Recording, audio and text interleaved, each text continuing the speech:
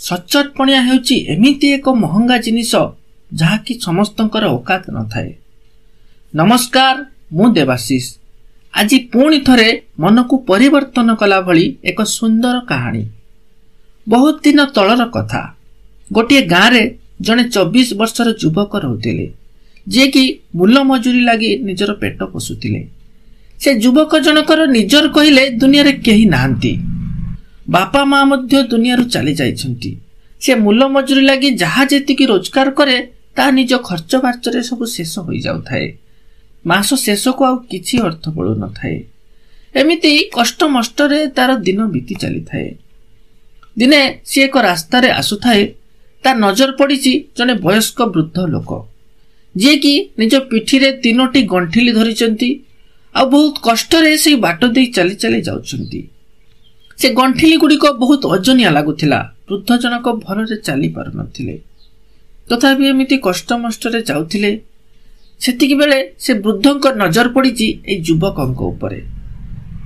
ଯୁବକଙ୍କୁ ଦେଖିଲା ପରେ ଏ ଗଣ୍ଠିଲି 3ଟିକୁ ସେ ସେଠି ଥୋଇ ଦେଇଛନ୍ତି। ଆଉ ଏ ଯୁବକ ଜଣକୁ ସେ ନିଜ ପାଖକୁ ଡାକିଛନ୍ତି। ପୁଅ, ଟିକେ ଶୁଣିବ, ତୁମେ ମୋତେ କିଛି ସାହାଯ୍ୟ କରିପାରିବ? ଏ ବସ୍ତା ଗୁଡ଼ିକ ବହୁତ ଓଜନିଆ ହେଇଛି ଆଉ ମୋର ମଧ୍ୟ ବୟସ ହେଇଯାଇଛି। ଏ 3ଟି ଗଣ୍ଠିଲି ଧରି ଚାଲିବା ପାଇଁ ମୋତେ ବହୁତ କଷ୍ଟ ହେଉଛି। ତମେ ଯଦି ଏଥିରୁ ଗୋଟିଏ ଗଣ୍ଠିଲି ନେଇ ଆର ଗାଁ ପାଖରେ ପହଞ୍ଚି ଦେଇପାରିବ, ମୁଁ ତୁମକୁ 3ଟି ସୁନା ମୋହର ଦେବି।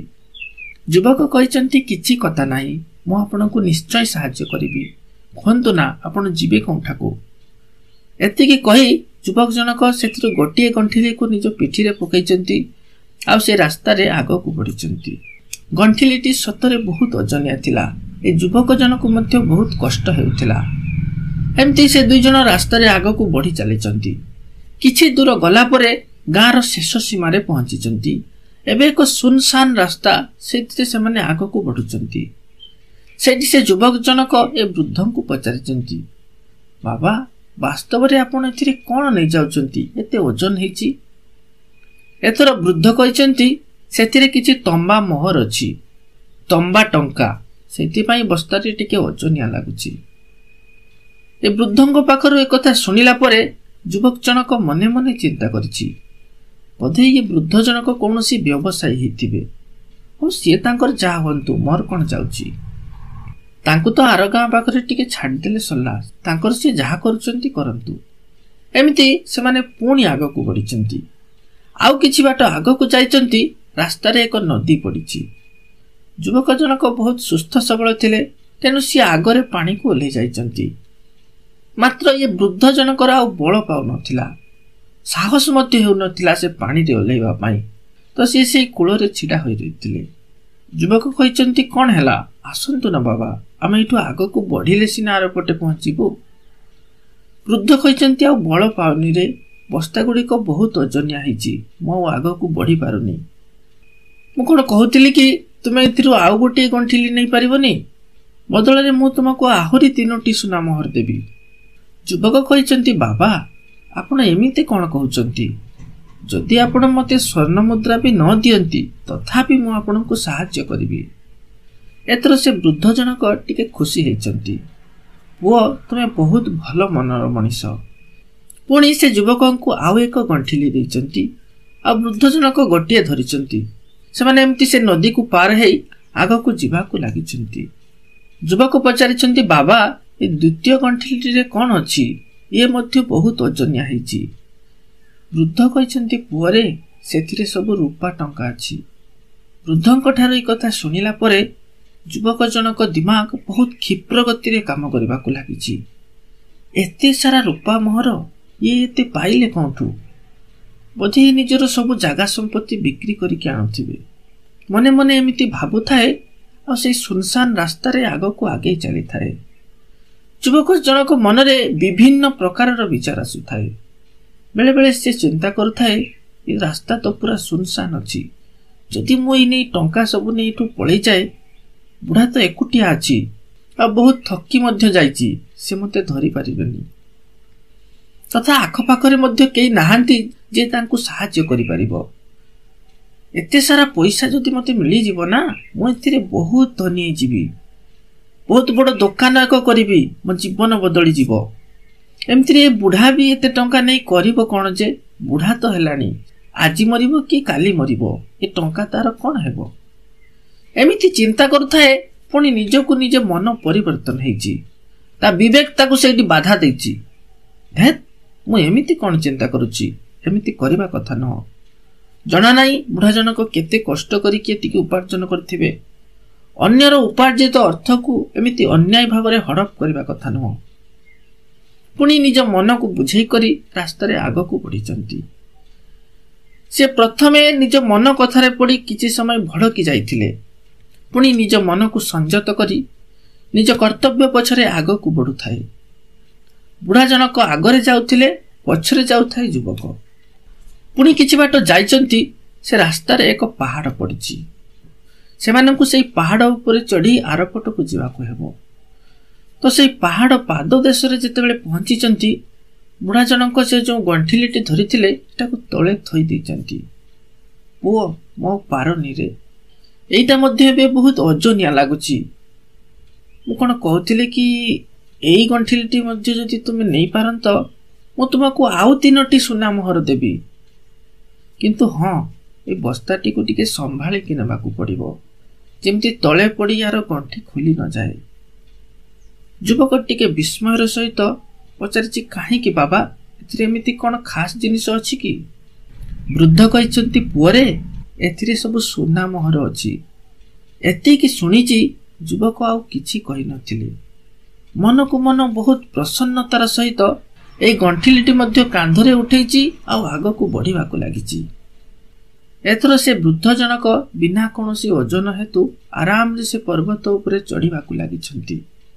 କିନ୍ତୁ ସେ ଯୁବକ ଜଣକ ଯେଉଁ ପଛରେ ଆସୁଥିଲେ, ଏତେ ଭାରି ଓଜନ ହେତୁ ସେ ଧୀରେ ଧୀରେ ଚାଲୁଥିଲେ। ଯେତେବେଳଠୁ ସିଏ ସୁନାର ନାଁ ଶୁଣିଛି, ତା ମନ ଭିତରେ କେତେ କ'ଣ ଭାବନା ଉଙ୍କି ମାରୁଥାଏ। ଆଉ ମନେ ମନେ ଚିନ୍ତା କରୁଥାଏ, ଯଦି ମତେ ଏତିକି ସବୁ ମିଳିଯାଆନ୍ତାରେ, ପୁରା ଜୀବନ ବଦଳି ଯାଆନ୍ତା। ଏମିତିରେ ବି ଇଏ ତ ବୁଢ଼ା ହେଲାନି, ଏତେ ସବୁ ନେଇକି ଇଏ କରିବ କ'ଣ ଯେ? କେତେ କାଳ ଆଉ ବଞ୍ଚିବ ଏଠି? ମୁଁ ଏଇନେ ଏକ କାମ କରିଥିଲେ କେମିତି ହୁଅନ୍ତା? ଏ 3ଟି ଗଣ୍ଠିଲି ଧରି ମୁଁ ଯଦି ଦୌଡ଼ି ପଳାଏ। ଏମିତି ମନରେ କେତେ କ'ଣ ଉଙ୍କି ମାରୁଥାଏ। ତା ମନ ଆଉ ତା ନିୟନ୍ତ୍ରଣରେ ନଥାଏ। ପୁଣି ଚିନ୍ତା କରିଛି, ଆଚ୍ଛା, ଏ ବୁଢ଼ା କ'ଣ ଚୋର ନୁହଁ ତ? ନହେଲେ ଏତେ ସବୁ ପାଇଲା କେଉଁଠୁ? ଯଦି ସେ କୌଣସି ବ୍ୟବସାୟୀ ହେଇଥାନ୍ତେ, ତେବେ ସେ ଏମିତି ପାଦରେ ଚାଲି ଚାଲିକି କାହିଁକି ଯାଇଥାନ୍ତେ? ଯଦି ନିଜ ପାଖରେ ଏତେ ସମ୍ପତ୍ତି ଅଛି, ତେବେ ସିଏ ତ କୌଣସି ଗାଡ଼ି ବା କୌଣସି ସାଧନ ତ ଅବଶ୍ୟ ଖୋଜି ପାରିଥାନ୍ତେ ନା। ଏମିତି ପାଦରେ ଚାଲି ଚାଲିକି କ'ଣ ପାଇଁ ଯାଉଛନ୍ତି? ଲାଗୁଛି ଏ କୌଣସି ଚୋର ହେଇଥିବେ। ଆଉ ଚୋର ଠାରୁ ବି ଚୋରି କରିବା ଏମିତି କୋଉ ପାପ ଯେ? ଏମିତି ଚିନ୍ତା କରି ସେ ଯୁବକ ଜଣକ ଲମ୍ବା ଲମ୍ବା ପାହୁଣ୍ଡ ପକାଇ ଆଗକୁ ବଢୁଥିଲେ। କିଛି ସମୟ ମଧ୍ୟରେ ସେ ବୁଢ଼ା ଠାରୁ ମଧ୍ୟ ଆହୁରି ଆଗକୁ ବଢିଗଲେ। ଆଉ ଏବେ ସିଏ ଚିନ୍ତା କରୁଥାଏ କି ଯେତେବେଳେ ପାହାଡ଼ରୁ ତଳକୁ ଓହ୍ଲାଉଥିବି, ସେଇ ମୌକାରେ 3ଟି ଗଣ୍ଠିଲି ଧରି ଏଠାରୁ ଦୌଡ଼ି ପଳେଇବି। ମୋର ଆଜିଠୁ ଗରିବୀ ଦୂର ହେଇଯିବ। ମୁଁ ଜଣେ ଧନୀ ହେଇଯିବି, ଯାହା ଇଚ୍ଛା ସେଇଆ କରିପାରିବି। ଏବେ ସେମାନେ ପାହାଡ଼ ଶିଖରରେ ପହଞ୍ଚି ଯାଇଥିଲେ। ଆଉ ଯେତେବେଳେ ଓହ୍ଲେଇବାର ସମୟ ହୁଏ, ଏଇ ମୌକାରେ ସେ ଯୁବକ ଜଣକ ସେ 3ଟି ଗଣ୍ଠିଲି ଧରିକି ଦୌଡ଼ି ଦୌଡ଼ି ସେଠୁ ବହୁତ ଦୂରକୁ ପଳେଇଛି। ଏବେ ତାକୁ ଗଣ୍ଠିଲି କିଛି ଭାରି ଜଣା ପଡୁନଥିଲା। ନିଜର ସମସ୍ତ ଶକ୍ତି ଲଗେଇ ସେ ସେଠାରୁ ଦୌଡ଼ିବାକୁ ଲାଗିଛି। ଯାଇ ଯାଇ ନିଜ ଘରକୁ ଯେତେବେଳେ ପହଞ୍ଚିଛି, ଖୁସିର ଆଉ କୌଣସି ଠିକଣା ନଥାଏ। ଭାବିଛି ଖୋଲିକି ଆଗ ଦେଖେ ମୋ ଭାଗ୍ୟରେ ଆଜି କେତେ ଧନ ମିଳିଛି। ଏଇଆ ଚିନ୍ତା କରି ସେ ଯେତେବେଳେ ଏକ ଗଣ୍ଠିଲିକୁ ଖୋଲିଛି, ପ୍ରଥମ ଗଣ୍ଠିଲିଟା ଖୋଲିଛି, ସେଥିରେ କେବଳ କଳଙ୍କି ଲାଗିଥିବା ଲୁହା କଏନ ଗୁଡାକ ବାହାରିଛି। ଯୁବକ ଜଣକ କିଛି ବୁଝିପାରୁନଥାଏ କି ତା ସହିତ ଇଏ ଘଟୁଛି କ'ଣ। ଭାବିଛି ଦେଖେ ଦ୍ୱିତୀୟ ଗଣ୍ଠିଲିରେ କ'ଣ ଅଛି। ପୁଣି ସେ ଦ୍ୱିତୀୟ ଗଣ୍ଠିଲିଟି ଖୋଲିଛି, ଏଥିରେ ମଧ୍ୟ ସେଇ ସମାନ ଅବସ୍ଥା, ସବୁ କଳଙ୍କି ଲାଗିଥିବା ଲୁହା ଟଙ୍କା ଗୁଡାକ। ଯୁବକ ମୁଣ୍ଡ କିଛି କାମ କରୁନଥାଏ। ସବା ଶେଷରେ ସେ ତୃତୀୟ ଗଣ୍ଠିଲିଟି ଖୋଲିଛି, ଯେଉଁଥିରେ କି ବୁଢ଼ା କହିଥିଲା ସବୁ ସୁନା ମୋହର ଅଛି। ଆଉ ସେ ଗଣ୍ଠିଲିଟିକୁ ଖୋଲି ଦେଖିଛି, ସେଥିରେ ମଧ୍ୟ ସେଇ ସମାନ ଅବସ୍ଥା। ସୁନା ରୂପା କିଛି ନାହିଁ, କେବଳ ମାତ୍ର କଳଙ୍କି ଲାଗିଥିବା ଲୁହା କଏନ ଗୁଡାକ। जोटा कि किसी काम को नुह। युवक जन को बहुत राग आसी, निज ऊपर निजक घृणा आसी, मनर अवस्था बिगिड़ी जाइए, निजक नियंत्रण बाहर को चली जाइए, मने मने बहुत अनुताप करुए। एतिकी बेले ता नजर पड़ी गंठिले भितर एक कागज थुआई। से कागजटी को बाहर करी से पढ़ा लगी। से कागज रे लेखा जाइथिला, ये पूरा नाटक जने सच्चोट मनीष खोजापी रचिली। मु ए राज्यर राजा, मोर एबे बयस हो जाइछि, हेले मोर केही उत्तराधिकारी नाहंती। हेतिपाई मु एमिति जनकु खोजुथिली जे सच्चोट एवं ईमानदार हेथिबे। ए राज्यर परवर्ती राजा भावरे मु तांको घोषित करबाकू चाहूची, जे कि मोर उत्तराधिकारी हेबे। आ से जने एमिति मनीष होइथिबा दरकार जे सच्चोट ईमानदार, मनरे कोनोसी लालसा रखु नथिबे। कागजटी पढ़ी सारिला परे युवक जनक भू भू हे कांदिबाकू लागिछंती। काहेकि ता निज मन उपरे जदि आज नियंत्रण रखि पारिथांता, सी आज ये राज्यर राजा बनी जाता, जीवन आज संपूर्ण बदली जाता। किंतु से कला कौन? केते बड़ सुजोगटी आज हाथ छड़ा हे गला। महात्मा बुद्ध कहिथिले, निज मनर विचार ही सब किछि। मन जहाँ चिंता करिथाए आमे सेया करिथाउ। आपणकर शत्रु मध्य आपणकर सेतिकी क्षति करि पारि न थाए, जहाँ आपणक मनर अनियंत्रित विचार हेतु होइथाए। निजर अंतर को निजे ध्यान रे रखंतु। आमे मनरे जो कथाटी भाबी थाउ ताहा ही आम शब्द बनी थाए, आ शब्द ही कर्म रूप रे प्रकटित होइथाए। बारंबार आचरण करिबा द्वारा कर्म अभ्यास रे परिणत हुए, आ धीरे धीरे समय सहित एई अभ्यासटी निज चरित्र रे रूपांतरित हुए। आ सेई चरित्र ही आमर भाग्य निर्माण करिथाए। तेणु सब बेले निजर विचार प्रति सजग रहिबा दरकार। मनर भावना को सब बेले नियंत्रण रे रखिबा दरकार। निजर कमजोरी सब बेले निजर छोट विचार रो उत्पन्न होइथाए। ताहा एक छोट मंजी सदृश। आउ से मंजी को जदि नष्ट करा न हुए, तबे से छोट विचार ही किछि दिन रे एक विशाल वृक्ष रे रूपांतरित हो जाए। आउ हमर बुद्धि को संपूर्ण भावे भ्रष्ट करि देई थाए। जहाँ आपण ए कहानीटी रु शिखिले केमिति प्रकार से युवक निज मनर नियंत्रण बाहर को चली गले। कोनटा ठीक कोनटा भूल से निर्णय करि पारु नथिले। आउ तार लोभ ता मनरे एते शक्ति भरी देला जे से तीनोटी गंठिले को एका संगरे नहीं धाइबाकू लागिला।